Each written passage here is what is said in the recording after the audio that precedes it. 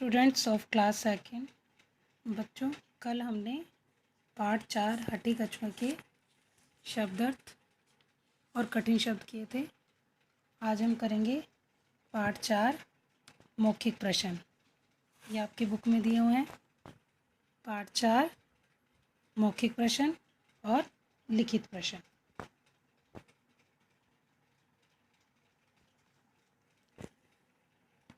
सबसे पहले दिन नोट करेंगे। शुक्रवार, दिनांक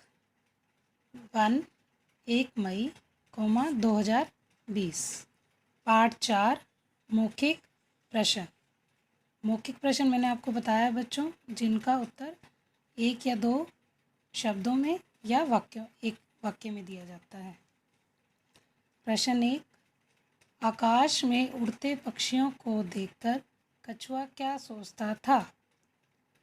आकाश में उड़ते पक्षियों को देखकर कछुआ क्या सोचता था? तो आपने कहानी पढ़ी, तो आकाश में जब पक्षी उड़ते थे तो कछुआ क्या सोचता था? उत्तर आकाश में उड़ने के बारे में।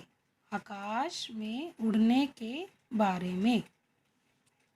प्रश्न 2, कछुए की मित्र कौन थी? उत्तर चील। कछुए की मित्र कौन थी? चील। प्रश्न 3, आकाश में उड़ते हुए कछुए ने क्या जिद की? आकाश में उड़ते हुए कछुए ने क्या जिद की? उत्तर आकाश में तैरने की। आकाश में तैरने की। ये आपके मौखिक प्रश्न हैं। करते हैं लिखित प्रश्न। लिखित प्रश्न, बार बार आपको पाठ का नाम नहीं लिखना है, एक ही डेट में चल रहा है ये काम। प्रश्न 1, कछुए का स्वभाव कैसा था? उत्तर कछुए का स्वभाव हठी था। हठी मीन्स मैंने आपको बताया था जिद्दी। फिर से एक बार करते हैं। कछुए का स्वभाव कैसा था? कछुए का स्वभाव हठी था। प्रश्न 2, कछुए ने चील के सामने अपनी क्या इच्छा प्रकट की?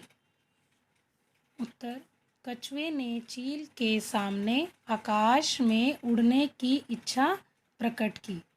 कछुआ चील का मित्र था तो उसने उसके सामने उड़ने की इच्छा प्रकट की। कछुए ने चील के सामने अपनी क्या इच्छा प्रकट की? कछुए ने चील के सामने आकाश में उड़ने की इच्छा प्रकट की। प्रश्न 3, चील ने कछुए की इच्छा को कैसे पूरा किया? उत्तर चील ने कछुए को अपने पंजों में दबाकर उड़ाया। चील ने कछुए की इच्छा को कैसे पूरा किया? चील ने कछुए को अपने पंजों में दबाकर उड़ाया।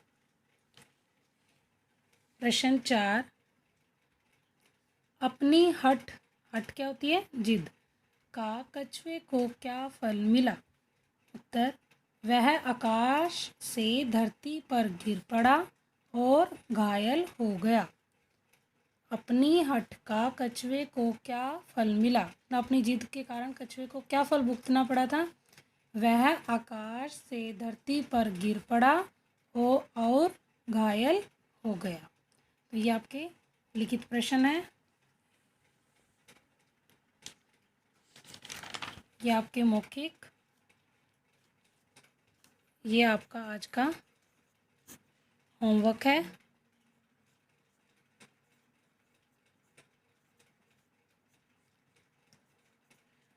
आपको ये अपनी प्रैक्टिस नोटबुक में ये राइट करने हैं और लर्न भी करने हैं, मौखिक भी और लिखित भी। आपका ये पार्ट 4 भाषा मनी का कंप्लीट हो गया है।